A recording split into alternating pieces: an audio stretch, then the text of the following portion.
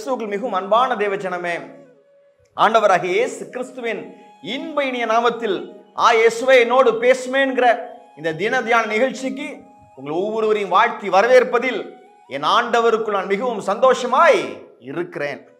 இந்த நாளில் ஆண்டவர் அவர் தீர்மானித்திருக்கிற வசனத்தை என் மூலமாய் உங்களிடத்தில் பேச போகிறார். ஹல்லேலூயா. நாம் சந்தோஷமாய் இருந்து ஆண்டவருடைய வசனத்தை கவனிப்போம். வாருங்கள்.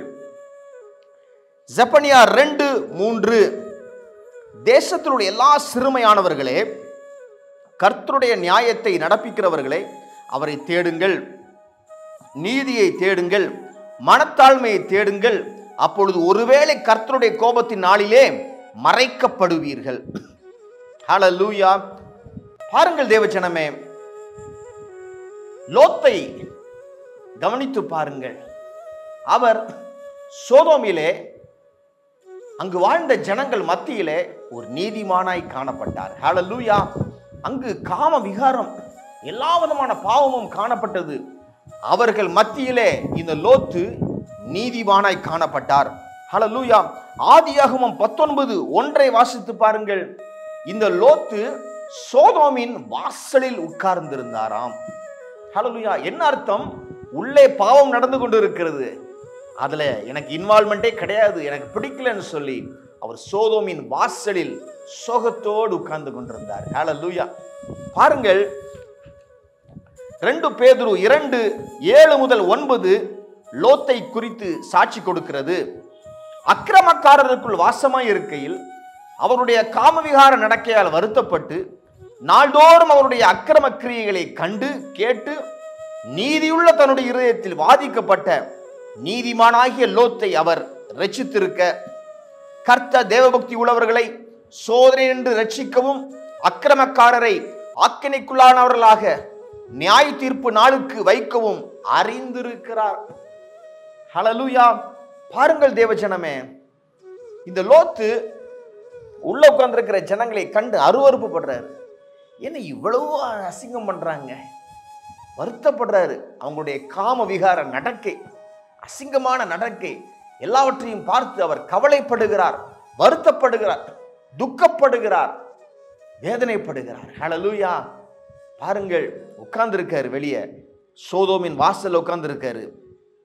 இருதயம் முழுவதும் வாதிக்குது. ஆண்டவர் அவரை அந்த சோதோமிலிருந்து இரட்சித்தார். ஹல்லேலூயா.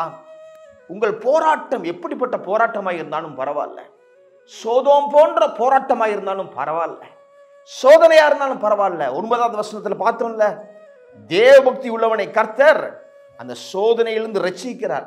ஹல்லேலூயா.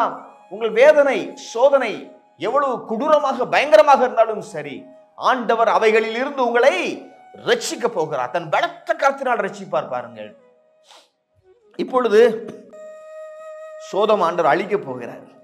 ஆனால் தன்னுடைய பிள்ளைகள் அங்கிருந்து அவர் விடுவிக்க போகிறார். ஹல்லேலூயா. அதான் வாசிக்கிறோம். ஆதியாகமம் 19:12 வாசித்தால் தெரியும். பின்பு அந்த புருஷர் லோத்தை நோக்கி, இவ்விடத்தில் இன்னும் உனக்கு யார் இருக்கிறார்கள்? மருமகனாவது, உன் குமாரராவது, உன் குமார்த்திகளாவது, பட்டணத்தில் உனக்குரிய எவர்களாவது இருந்தால் அவர்களை இந்த ஸ்தலத்திலிருந்து வெளியே அழைத்து கொண்டு போ.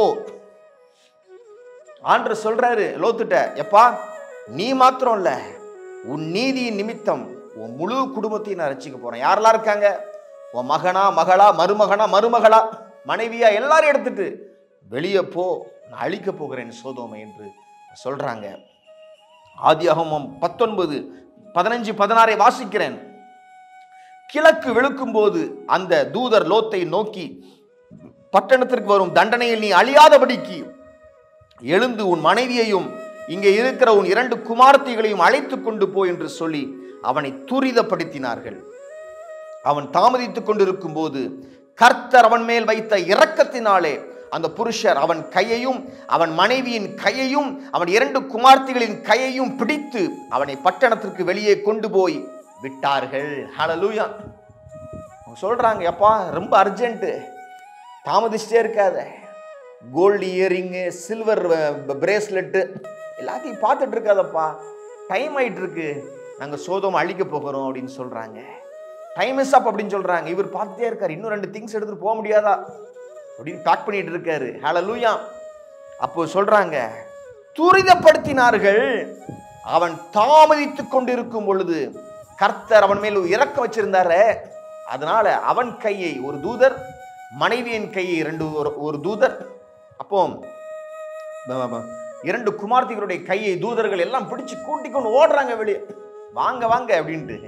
ஹல்லேலூயா. நம்ம சில தாமதிப்போம், இன்னும் கொஞ்ச நேரம் ஆண்டவர் சொல்லுவாரு, அர்ஜென்ட்ப்பா, சீக்கிரம் கிளம்பு அப்படின்னு சொல்லி நம்ம கூட்டிக் கொண்டு போவாரு. நம்ம வில்லிங்கா இல்லைனாலும் கூட்டிக் கொண்டு போயிடுவாரு. ஹல்லேலூயா. ஆமா, அவருக்கு தான் தெரியும் எவ்வளவு அர்ஜென்ட்னு. ஹல்லேலூயா. Yes, thank you Lord. பாருங்க, ஆண்டவரோடு பேசிக் கொண்டிருக்கிறார். அப்போ இந்த மோசமான ஒரு சூழ்நிலைமைகள் உலகத்துக்கு வந்தாலும் உங்களையும் என்னையும் ஆண்டவர் பாதுகாப்பார். நோவா விஷயத்தில் எடுத்து பாருங்கள், 8 பேர் ஆண்டவர் அந்த பேழையில வச்சு பாதுகாத்தார். ஹல்லேலூயா. நோவா தன்னுடைய காலத்தில் நீதிமானாய் இருந்தான் என்று பரிசுத்த வேதம் சொல்லுகிறது. ஹல்லேலூயா. அப்பொழுது பயங்கரமான ஒரு வெள்ளம் வரும் பொழுது ஆண்டவர் பேழையில வைத்து நோவாவையும் அவன் குடும்பத்தையும் பாதுகாத்தார். 8 பேரை பாதுகாத்தார். ஹல்லேலூயா. ஆண்டவர் உங்களையும் என்னையும் பாதுகாக்க போகிறார். உலகத்துக்கு கொடூரங்கள் வரும் பொழுதும் ஆண்டவர் உங்களையும் என்னையும் பாதுகாப்பார். நாம் ஜெபிப்போம் வாருங்கள். ஆண்டவரே, உடைய நல்ல வசனத்தை பார்த்து இருக்கிறோம் அப்பா. எஸ் ஆண்டவரை, நீர் எங்களை விடுவிக்கிற தேவனாய் காணப்படுகிறீர், நீர் எங்களை தப்புவிக்கிற தேவனாய் காணப்படுகிறீர். ஆண்டவரே, லோத்துடைய நீதி நிமித்தம் முழு குடும்பத்தை தப்புவித்தீர், நோவாவின் நீதி நிமித்தம் முழு குடும்பத்தை தப்புவித்தீர். அப்பா, ஒரு நீதிமானை ஒரு குடும்பத்தில் நீர் பார்க்கும் பொழுது அவன் முழு குடும்பத்தை நீர் தப்புவிக்க வல்லமையுள்ள தேவன், தப்புவிப்பீர். ஆண்டவரே, உமக்கு நன்றி அப்பா. எங்கள் அனைவருடைய குடும்பத்தையும் தப்புவிக்க போகிறீர். பெயராய் குடும்பமாய் எல்லாரையும் நீர் தப்புவிக்க போவதற்காக உமக்கு நன்றி அப்பா. உமக்கு நாங்கள் நன்றி செலுத்துகிறோம். உமக்கு நாங்கள் நன்றி செலுத்தி இந்த ஜெபத்தை எங்கள் அன்பர் இயேசு கிறிஸ்துவின் நல்ல நாமத்தில் ஏறெடுக்கிறோம் எங்கள் வல்ல பிதாவே. ஆமேன், ஆமேன்.